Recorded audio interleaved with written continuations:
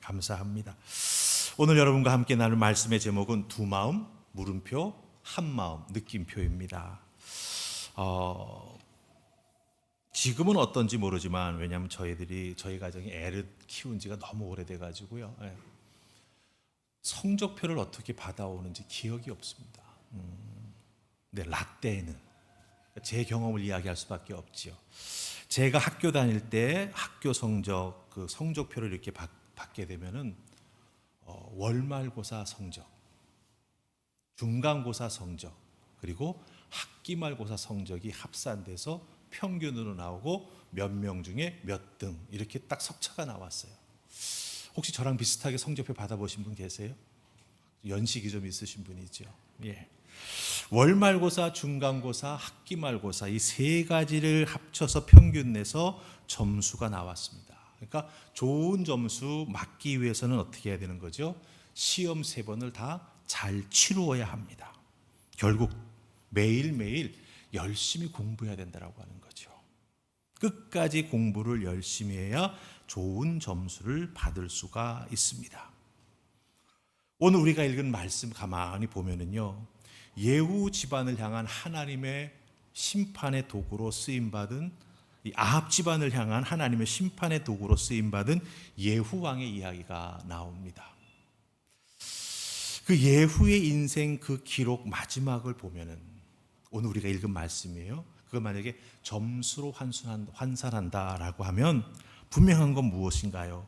예후의 학기말 점수는 별로 좋을 것 같지 않습니다. 월말고사도 잘 봤습니다. 중간고사도 정말 잘 봤습니다. 아합의 집안 하나님 말씀대로 멸절했습니다. 바알을 따르던 우상 숭배하는 자들 그들을 다 모아놓고 잘 죽였습니다. 그런데 그 인생을 돌아보는 마지막 이 예후의 모습 속에 보면은 하나님이 기뻐하시지 아니하는 모습이 그대로 남아있다라고 하는 것이죠. 예후의 모습, 열왕기하 10장 16절 보면은요, 예후는 여호나답에게 이렇게 말합니다. 여호와를 위한 나의 열심을 보라고 말합니다. 나의 열심을 좀 보라고 말합니다. 얼마나 자신의 참 말입니까? 그런데 그 모습, 바알 선지자를 다 멸하기 위해서 계책을 세우고 열심히 내던 그 모습, 이 마지막 부분에서는 온데간데 없이 사라지고 뭐만 남죠? 우상 숭배자의 모습만 남습니다. 예후가 왜 이렇게 되었을까요? 잘했는데, 그렇죠? 마지막 학기말 시험에서 망치고 있다라고 하는 거예요. 여러분, 우리들도 신앙생활에 나아갈 때 어제 믿은 우리의 모습 중요합니다. 오늘 믿고 있는 나의 믿음의 모습 참 중요합니다. 근데 더 중요한 건 무엇이죠? 내일 나의 믿음의 모습을 내가 잘 만들기 위해서 오늘 열심히 해야 되고 내일을 위해서 기도해야 된다라고 하는 거예요. 그래야 그 내일이 하나님의 장중에 붙잡혀서 하나님께 영광 돌리는 믿음의 삶을 살아갈 수 있다라고 하는 거예요.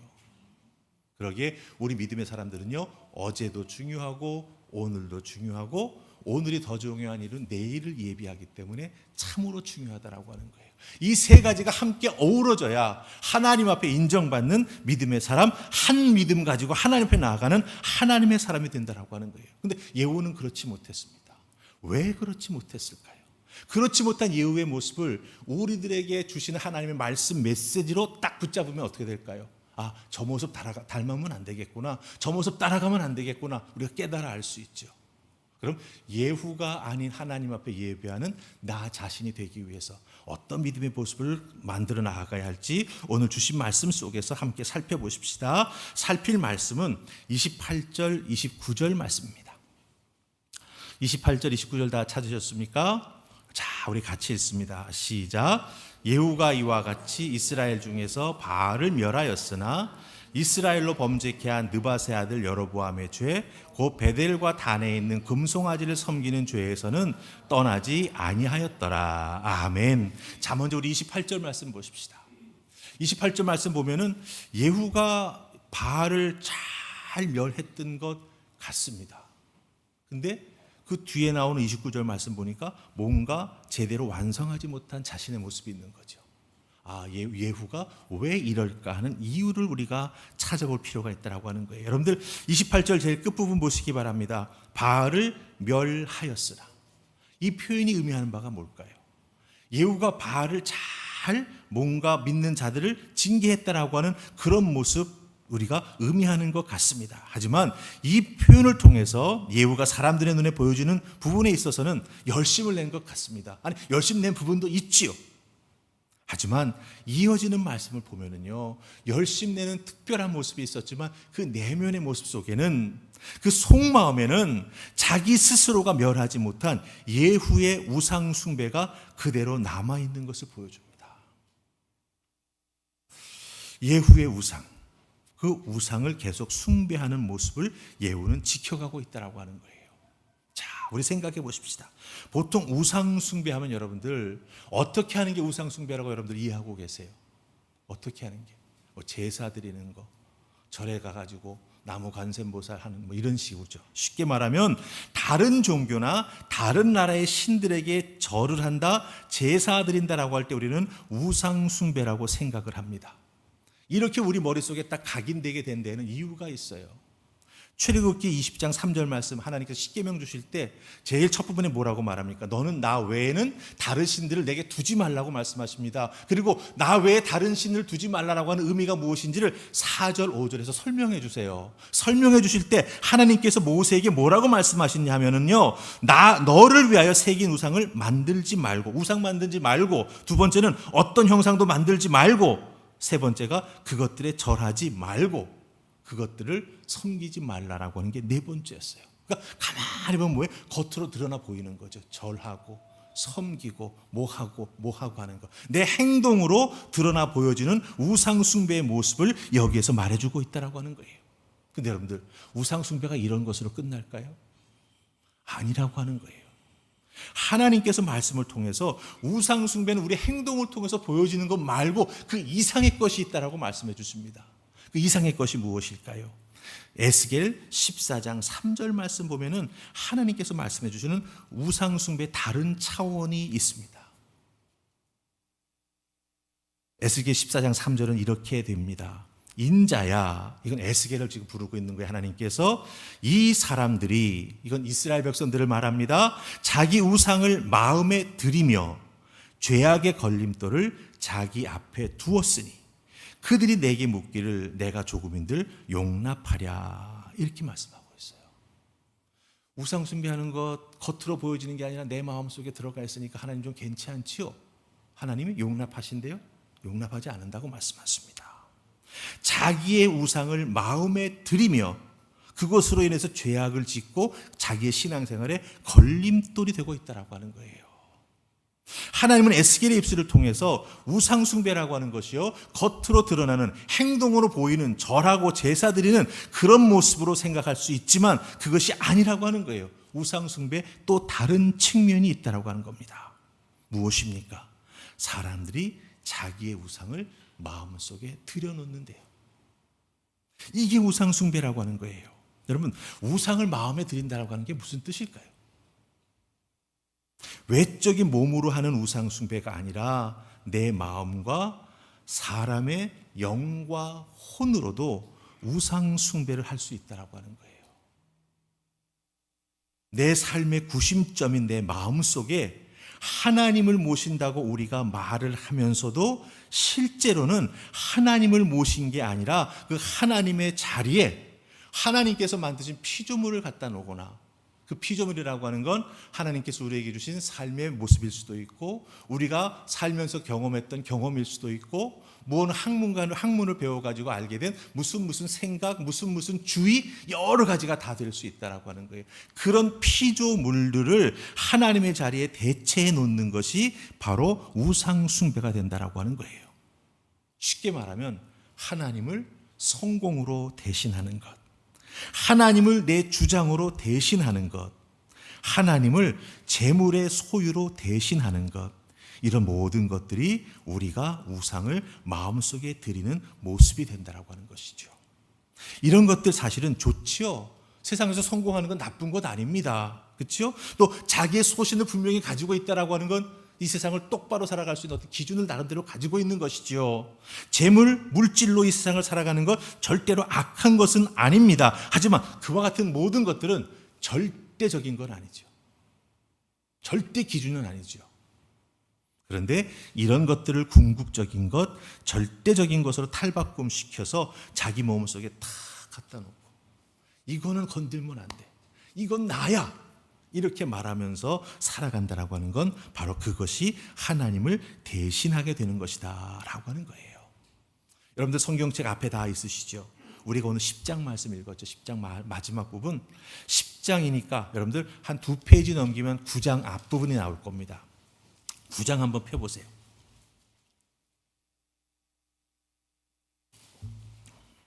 9장 제일 1절 앞부분에 보면 위에 보면 제목이 하나 붙어 있죠. 뭐라고 붙어 있죠?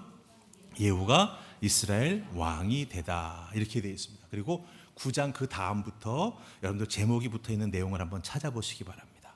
첫 번째가 뭐죠? 이스라엘 왕 요람이 살해되다.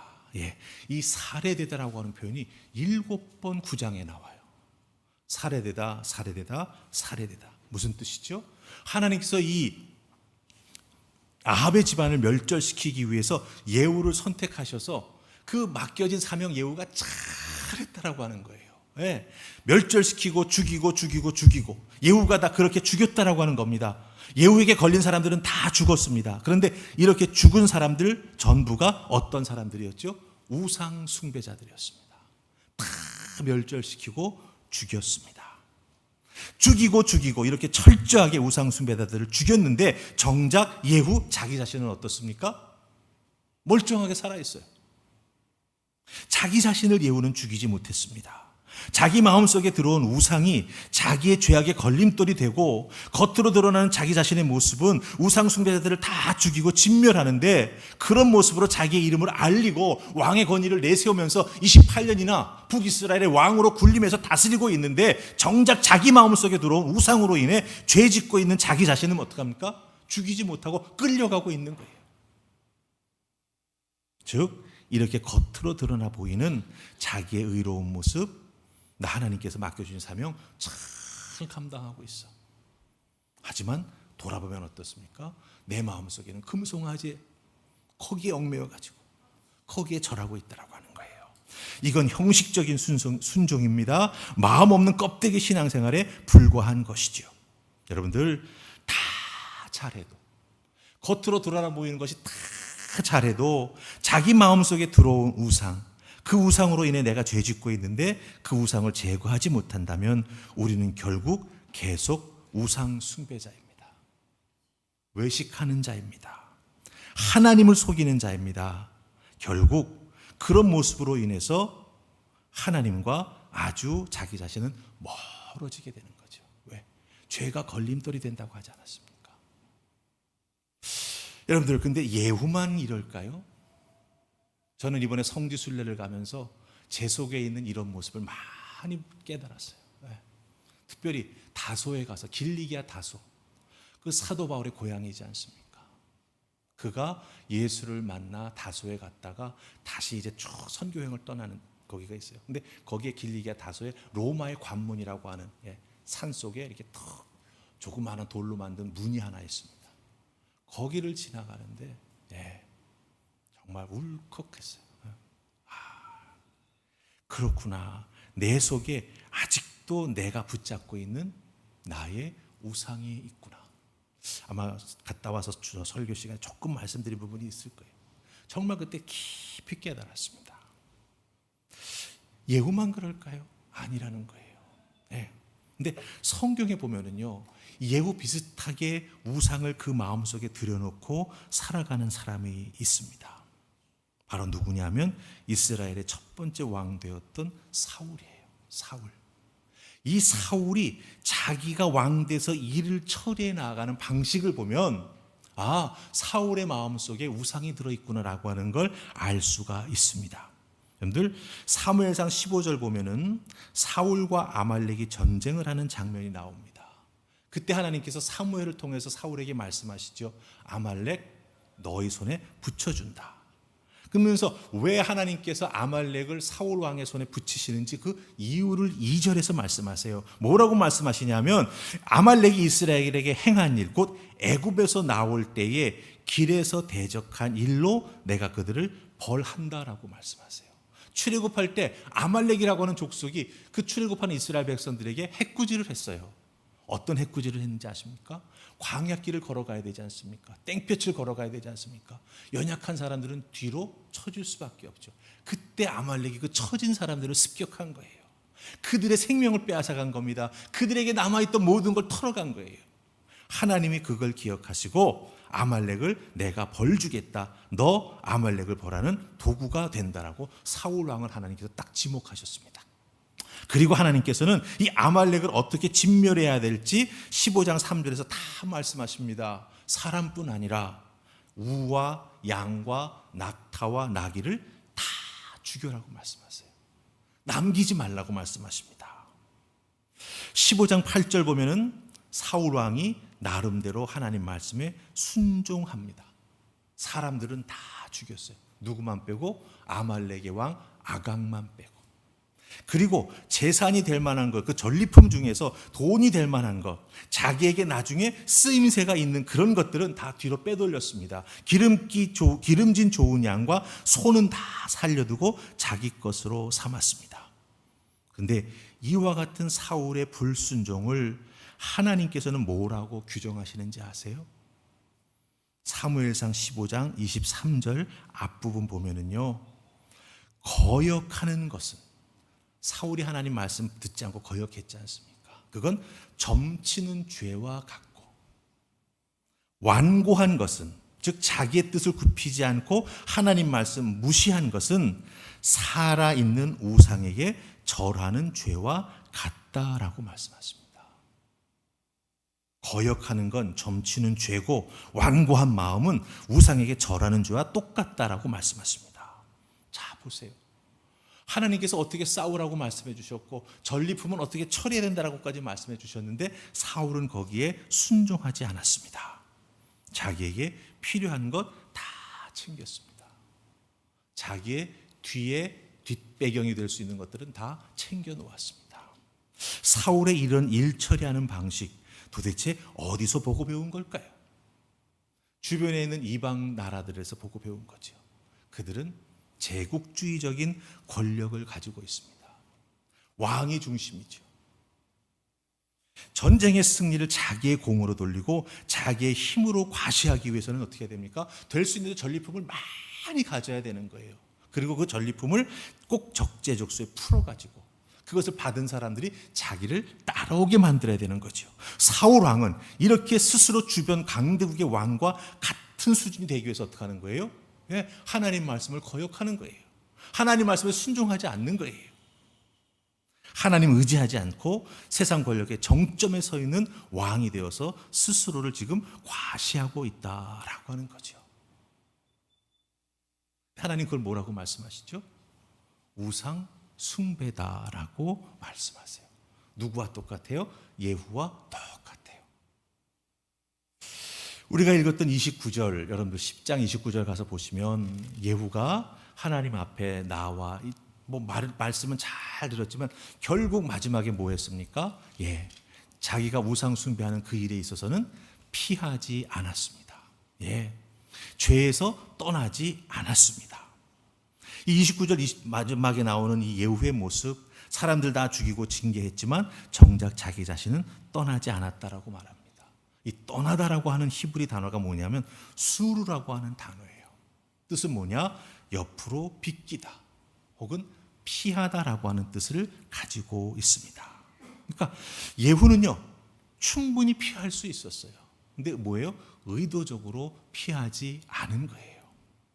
하나님 맡기신 일을 열심히 해왔지만 결국은 자기 자신의 방법과 자기를 세우기 위해서 그런 모습으로 일해왔다라고 하는 것입니다. 자, 그럼 한번 우리를 이 말씀 속에 대입해 보십시다. 우리는 어떤가요? 우리는 멀쩡하게 예배 잘 드리는 그리스도인입니다. 그렇죠? 헌금도 잘합니다. 헌신과 봉사도 잘합니다. 그런데 아직 내 마음속에 들어온 세상의 욕심이나 세상의 방식이 나를 자꾸 신앙생활하는 것과 멀어지게 만든다라고 한다면, 그렇다고 한다면 우리는 우리 마음속에 우상이 스며들어 있다라고 하는 것을 잘 깨달아 알 필요가 있다라고 하는 거죠. 하나님 믿는 것과 거기에 더해서 세상 방식으로 살아가면서 돈도 더 잘 벌고 사람들에게 더 잘 인정받고 뭐든지 더 잘 되고 이런 축복을 바라고 있다라고 한다면 우리는 결국 예후와 똑같은 금송아지를 섬기는 죄에서 떠나지 못하고 있다라고 하는 것입니다. 근데 왜 이런 마음이 우리 속에 스며들게 될까요? 제가 책 한 권 읽다가 깨달은 게 있어요. 무신론 시대의 심리학이라고 하는 책이 있습니다. 그 책에 보면은 심리학자들이 이 하나님에 대해서 우리 인간이 머릿속으로 개발해낸 거다. 이런 식으로 이야기를 해요. 근데 거기에서 보면은 한 가지 이런 말을 합니다. 우리들이 삶을 살면서 특별히 어렵고 힘들 때가 있죠. 그때 결핍을 경험합니다. 누군가의 부재를 경험합니다. 즉 아버지나 어머니의 부재를 경험하고 힘든 삶을 살면서 정말 마음속에 정말 상처처럼 남는 게 있어. 나 저렇게 살지는 않을 거야. 나 이거는 꼭 극복할 거야. 엄마처럼 되지 않을 거야. 아빠처럼 되지 않을 거야. 이런 것들이 우리 속에 있어요. 근데 결국 그 결핍, 그 부족한, 그 부재된 것들이 우리 속에 상처를 남기고 그것이 치유되지 않고 계속 축적되다 보면 그것이 바로 우리들 속에 스며든 우상과 같은 역할을 하게 된다라고 하는 거예요. 제가 그 책을 보면서 탁 무릎을 쳤습니다. 그렇구나. 아마 여러분의 인생에도 누군가의 부재 혹은 결핍에서 오는 안타까운 모습들이 있을 것입니다. 근데 그때 그것을 경험하면서 나 저렇게 안 될 거야 라고 했는데 나도 모르게 그렇게 된 부분이 참 많이 있어요. 저도 저희 아버지 닮고 싶지 않다라고 하는 그런 부분이 있어요. 똑 닮았더라고요. 우리 애들에게 하는 거 보면 똑 닮았어요. 그냥. 그런 것들이 결국은 내 속에 우상으로 자리를 잡게 된다라고 하는 거죠. 아버지의 부재가 컸던 분들이 있을 수 있습니다. 그러면 나는 내 가족을 위해서 절대로 그 아버지의 부재를 느끼지 않게 해줄 거야. 또 너무 강하게 보호하거나 힘들게 할 수도 있어요. 여러분들 이런 것들을 잘 돌아보면서 내 마음속에 들어온 우상을 어떻게 제하여 버리고 하나님 기뻐하시는 믿음의 사람으로 나아갈 수 있을까라고 하는 게 가장 중요한 것이죠.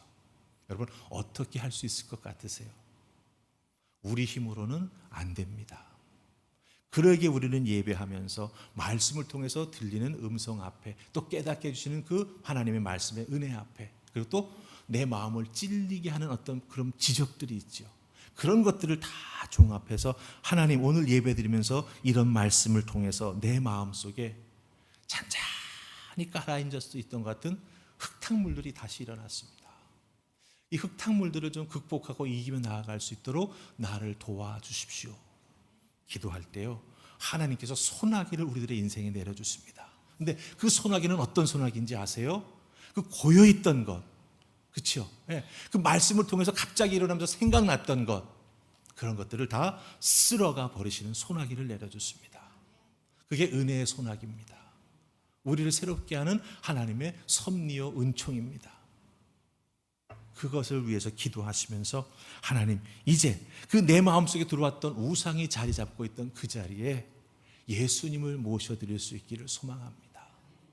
예수님 오셔서 내 마음의 주인 되어주시면 내가 다른 것으로 예수님의 자리 빼앗을 수 없습니다. 왜? 나는 예수님 믿고 구원받은 자이기 때문에 그 보혈의 공로가 얼마나 귀하고 복된 것인지 내가 깨달아 알고 있기에 주님만 믿고 의지하며 따라 나아가겠습니다. 이런 결단하게 됩니다. 이런 결단할 때 성령님 그냥 계시지 않습니다. 우리에게 보혜사가 되어서 찾아오시죠. 보혜사의 뜻은 무엇이죠? 카운셀러, 상담자, 우리를 격려하고 위로하시는 분이 성령님이십니다. 그 성령님께서 여러분의 심령 하나하나를 만지시고 그래 결단했구나, 마음속에 결심했구나, 그 아픔 다 내려놓고 하나님 주신 은혜의 소나기 앞에 다 쓸려 내려가게 네 붙잡고 있던 거 손을 펴서 내놓았구나, 잘했다고 위로해 주시면서 여러분 한 분 한 분을 붙잡아 세워주실 것입니다. 그럴 때 진정 우리는 내 마음속에 자리 잡고 있던 그 우상들을 다 떠나보내게 되고 하나님 앞에 진정한 예배자로 세워지게 될 줄 믿습니다. 우리 이 시간 하나님 앞에 찬양하고 기도하십시다. 찬양은 우리가 잘 아는 내 마음의 한 자리, 예수 그리스도 내 마음의 가장 중심의 그 자리에 모셔드리겠습니다 라고 하는 찬송입니다. 이 찬송 부르고 우리 기도하도록 하십시다.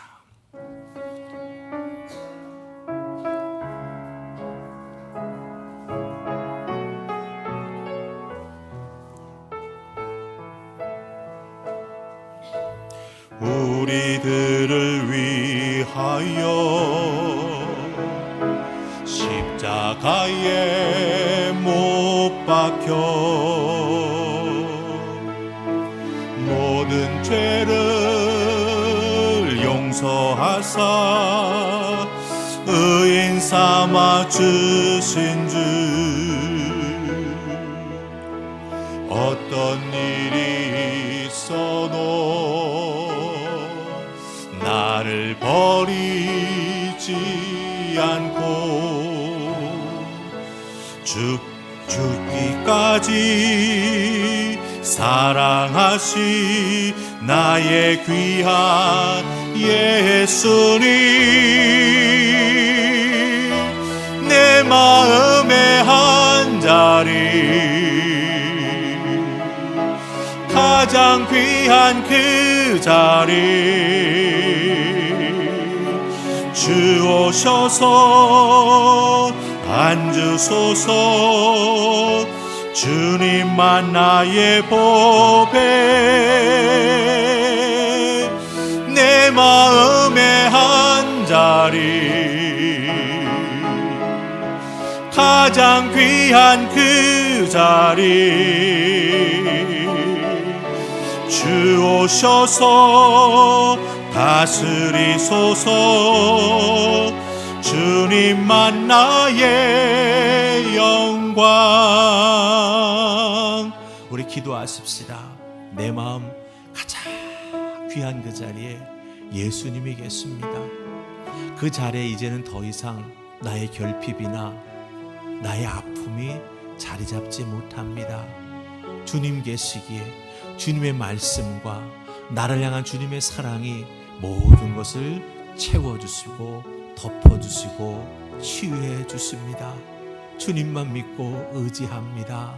주여 이끌어 주시옵소서. 보혜사 성령님, 나를 홀로 두지 마시고 역사하여 주시고 이끌어 주시사 성령님과 함께 동행하며 믿음 안에서 치유되어 진정한 새로운 피조물로 아버지 앞에 나아가게 하옵소서. 우리 입술을 열어서 여러분의 마음에 주인 되어 있는 것들, 내 마음속에 들어와 있는 우상이라고 생각하지 않았고 내가 너무나 없이 살았기에 저것이 있으면 나는 참 부요롭겠다고 생각했던 것, 내가 너무나 아프게 살았기에 저것만 있으면 그 아픔을 잊어버릴 수 있다고 생각했던 것, 근데 그것이 내게 우상이 되고 말았던 것 깨달아 알았다면 이 시간 내려놓는 기도하십시다. 그리고 그 자리에 나의 구주, 나의 예수, 나의 주인이신 그리스도를 모셔드리는 기도하십시다. 기도하겠습니다. 주님, 참 어리석게 살았습니다. 그것을 주인 삼고 살면 내가 잘 낼 줄 알았습니다. 그런데 반복해서 그게 나를 아프게 하고 그게 나를 걸려 넘어지게 만듭니다. 주님, 이 시간 진짜 내려놓을 수 있기를 소망합니다. 내게 기억이 있기에, 내게 그것에 대한 환상이 있기에 또 스물스물 살아날 수도 있지만 오늘 주신 말씀을 기억하면서 말씀으로 믿음으로 이겨내는 내가 될 수 있기를 소망합니다. 보혜사 성령님 나와 함께 해주셔서 그런 마음 들 때마다 이겨낼 수 있도록 힘 주시옵소서. 나를 위하여 간구하여 주시옵소서. 이겨낼 줄 믿습니다. 회복될 줄 믿습니다. 극복할 줄 믿습니다. 내 속에 있는 우상을 주님 앞에 온전히 내어놓고 그것을 십자가에 못 박을 수 있을 줄 믿습니다. 도우시옵소서. 붙잡아 주시옵소서. 이끌어 주시옵소서. 아멘.